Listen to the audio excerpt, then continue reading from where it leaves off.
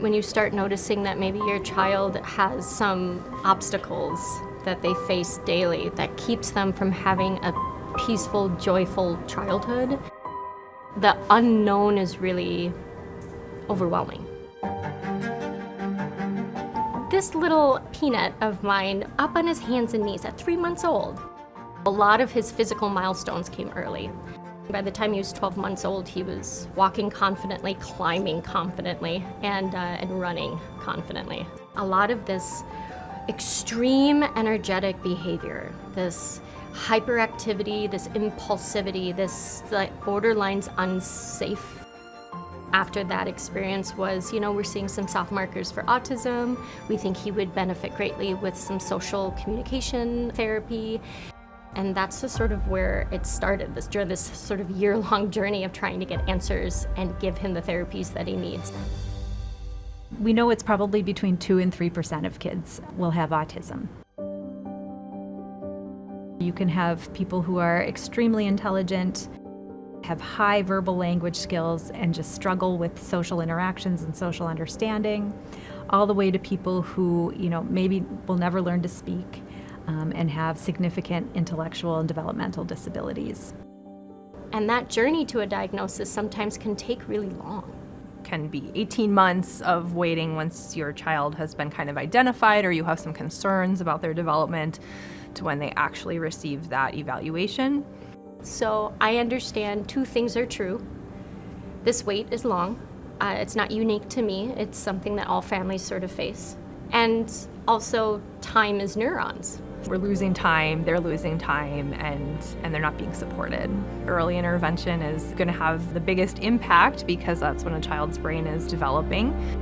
So knowing that we had all these waiting kids, we wanted to design a research project that met that clinical need and also advanced research on understanding, good, effective interventions for early autism. So Dr. Dimian and Dr. Simasek had been developing an intervention program that can be delivered over telehealth that involves coaching parents to play and interact with their kids and carry out their normal house routines with their kids in a way that promotes their social interaction and their communication. And we designed the study specifically so that we could pull in kids who are waiting for an evaluation. And you would get either no, we don't see that autism is a part of his story, or yes, we are ready to diagnose him with autism. Once we started getting answers, suddenly it feels like we have the right path to walk. This is academic medicine to engage in ways that we have not done before, because that's where the intersection of human software and technology can really happen. The bridging of this kind, getting to the family soon, is healing in itself.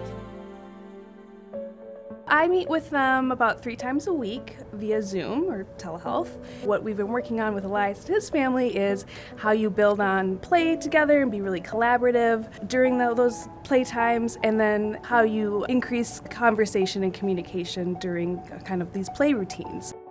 And just with that little bit of, few times a week parent coaching, we've seen a few kids do some really nice back and forth interactions. But I think the greatest benefit to having it in our house is that these are skills he needs to build inside the house. And so he can start to make those connections right away. We're coaching them, but they're the ones driving, they're the ones who are prioritizing areas they really want to work on, and they're the ones getting to experience that joy firsthand when their child is doing new things. It's really gratifying to see the progress in progress, so to speak. I have a big question for you. What do you want to be when you grow up? Me? Well, that is the highest compliment. My hope is that Andrew and I do the work that we need to do as parents to prepare them for a happy, fulfilling life. And I think with an early diagnosis, an early intervention, these early therapies, it gives him his best chance.